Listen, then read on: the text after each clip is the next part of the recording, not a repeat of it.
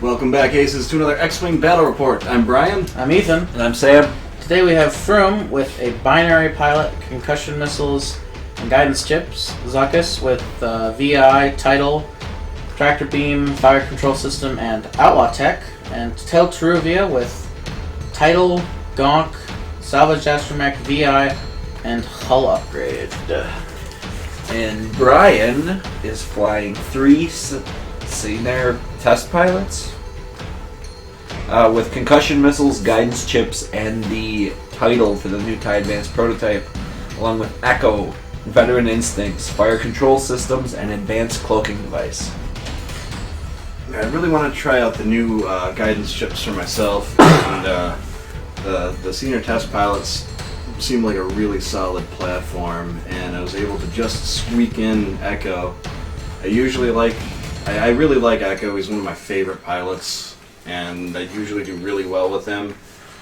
It just kind of sucks because I didn't have enough points to squeak in the recon specialist that I think he desperately needs. But I think having the title on all 3 of the Tie Advanced, just being able to target lock for your missiles and taking that evade almost guarantees that they're at least going to get their shots in before they bite it. But a pretty solid build, I thought. Matt's got a really interesting scum fleet. I think that the advantage of Matt's fleet is it's got 2 high pilot skill, high damage output ships. Zuckuss has 8 total hit points with the ability to evade, so he can stick around for a little while. It's pretty hard to kill him in a single turn. And then Teruvia, of course, is really hard to kill, especially with upgrades like salvage Astromech, so you can discard it to get rid of a nasty double damage or like expanding crit, and comes back to life with 2 extra hull thanks to hull upgrade. Really durable ship with Gonk used properly. I think Tel goes the distance every time.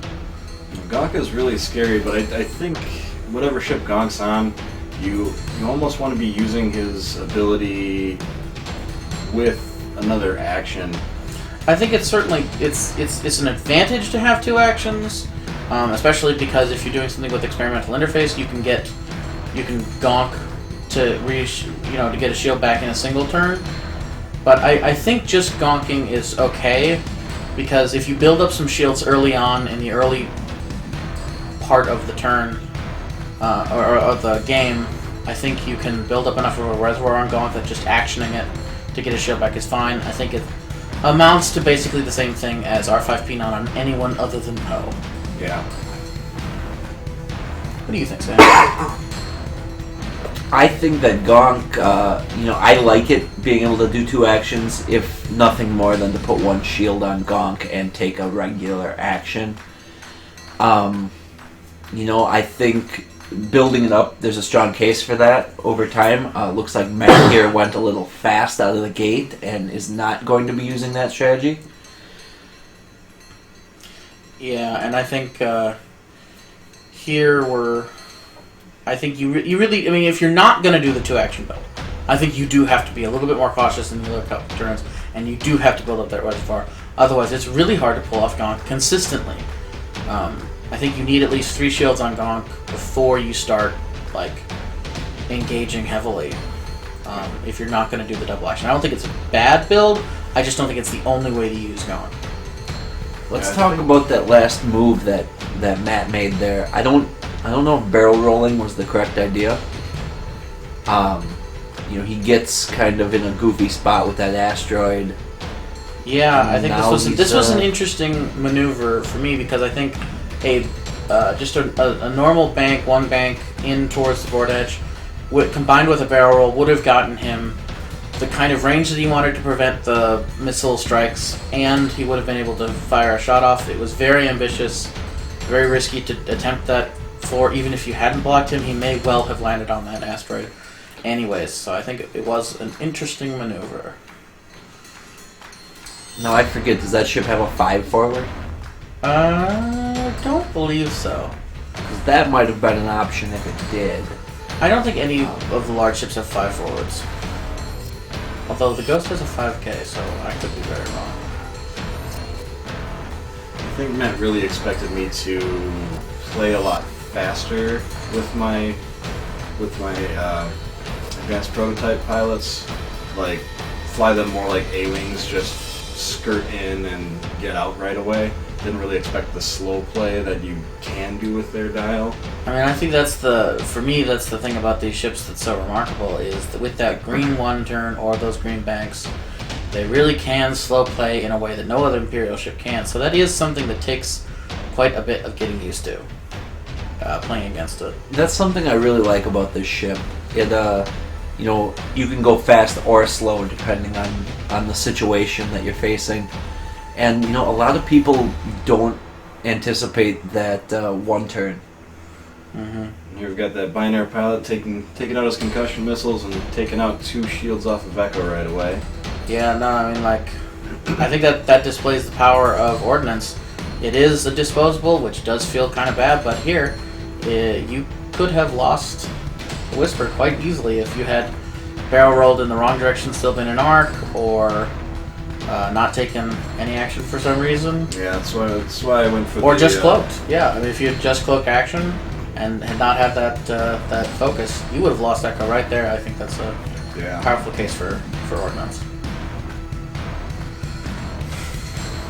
Really cheap too, 16 points, and I mean, if you can rack up a couple of them, like with the 3 Seinar pilots, but I mean, even 2 Z95s just flying together, pointing at an ace, I mean, they're almost guaranteed to take something out.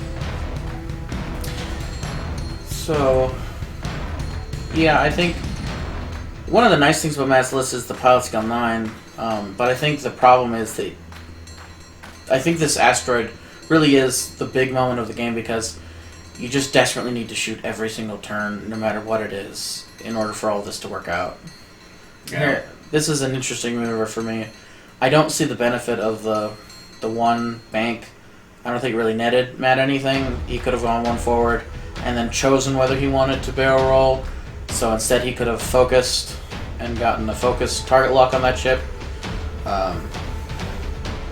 I think Matt kind of expected me to skirt around the outside of that asteroid, and instead just splitting up my guys even further and skirting one with the K turn, and then the other guy doing his signature hard 1 turn.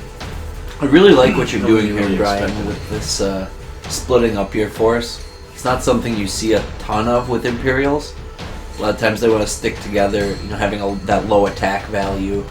They want to, you know, maybe have Echo off by himself there, but I think, you know, splitting up your force here kind of confused Matt, and definitely made him have to make the tough choice.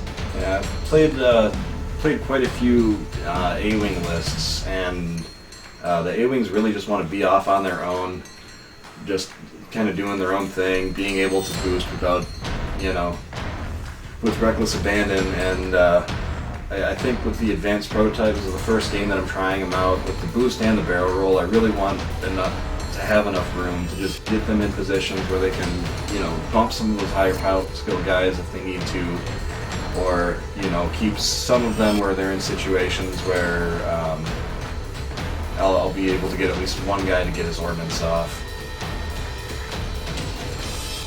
It's like Zuckuss taking that crit, so all of his damage cards are dealt face up now. This is kind of, I mean, this is kind of where Matt's fleet gets towards the middle of the game, regardless of how things are going. The Z95 dies, and now you have Zuckuss or Tell with some damage fighting the rest of the fleet. So I don't think this is like too bad for Matt, but I think, I mean, things can go downhill quite quickly if he's not careful. I think it would have been a lot better for him, you know, not landing on that asteroid. He would have maybe killed one of those test pilots, or at least done some more damage. And he might be in a little better spot. Yeah, all those guys are pretty well fresh yet. That title, being able to target lock and evade, has really saved a lot of damage so far.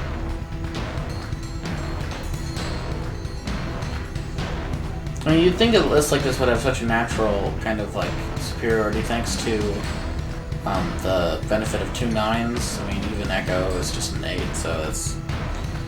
But I think we're really seeing the. I mean, I think you're flying this list really perfectly, and as a result, you're really offsetting that disadvantage in pilot skill. And I think this is an excellent example of how that can happen.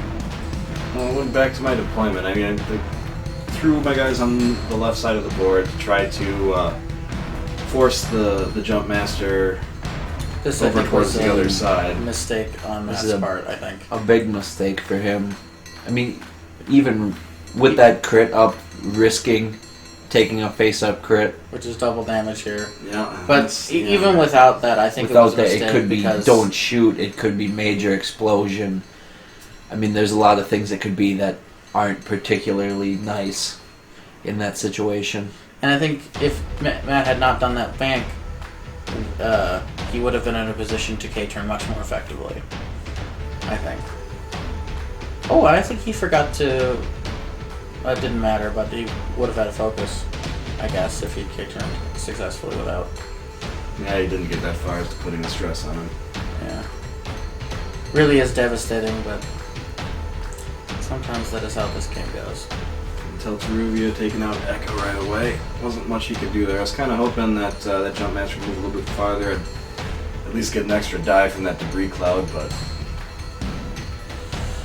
I honestly think I would have preferred, if I had been in Matt's shoes, I would have gone a lot farther forward with Till.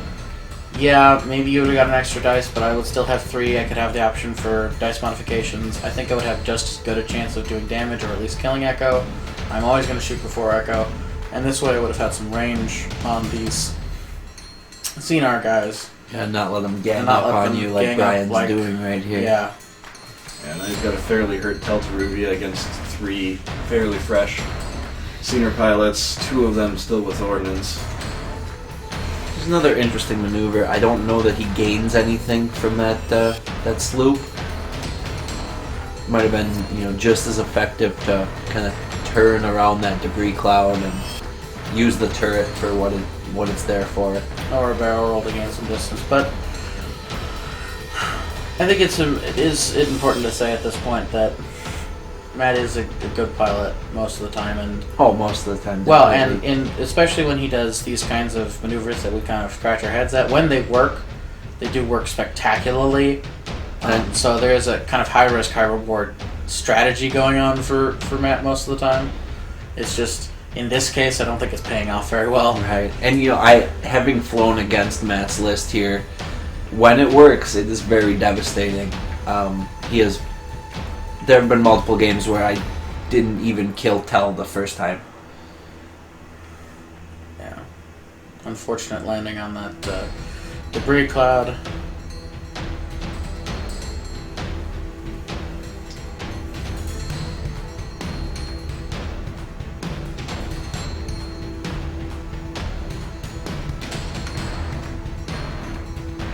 And then just because you're constantly doing that target lock, you really are getting a lot of dice modification in, just constantly damaging him. Oh, double damage. Just bad day for Tell. Yep. So what do you do with Tell here? Do you just barrel out and try to recover a shield or 2 with Gonk and I think I free bank towards the board edge and barrel roll out. Try and get out of as many arcs as I can, get as far away as I can. I need to, get regroup, gonk as many shields back as I can. It is fast. It is a fast ship. So, I mean, sure, the Seinars are not slow. I mean, they are super fast too, but I think you can... I think this is the right decision here, turning back in, counting on Brian to have moved fast. You can get out of a few of the arcs. Maybe use Gonk. Well, with that stress is a huge issue. I think. Right. So I would have done. I think I really wanted to do. You really wanted to do something green to get some actions in, try and gonk a shield back, or take some sort of defensive action evade. And there's Teruvia proccing. So back up to 2 health. Still a possibility of getting Gonk for a shield or 2 back. Well, again, here you can do those left maneuvers and not take as much damage. So think, you know, a green bank to the left would get you some shielding from the debris cloud, and you can gonk a shield in, or barrel roll, maybe dodge some more arcs. Yep. I don't think it's bad that he barrel rolled in this direction, but I think the other way would have been just as good. Because I think you could have gotten out of range of at least one of those rare two. And barrel rolling this way, he gets out of arc of One, at maybe. least one.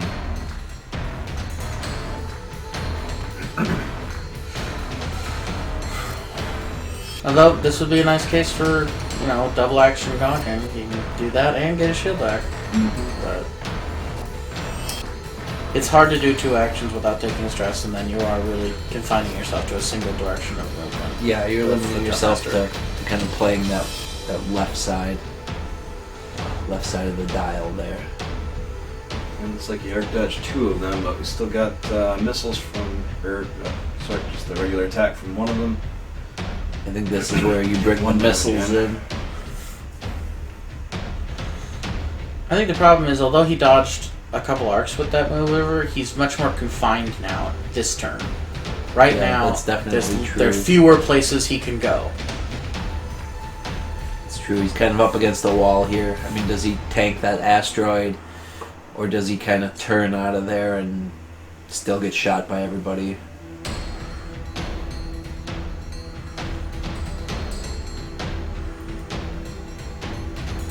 Here, again, I think barrel rolling the other direction, although it's not going to dodge as many arcs, does give you more security with the asteroid and possibly escape range.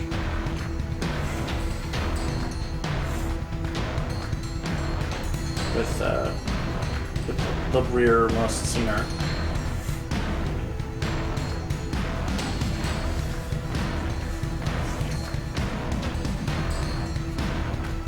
Here's the Final kill list. shot. Yep, there it is. Well, thanks for watching, guys. If you've got a ship or a list that you'd like to see, go ahead and post it in the comments. And be sure to hit that like button, and don't forget to subscribe. Thanks for watching.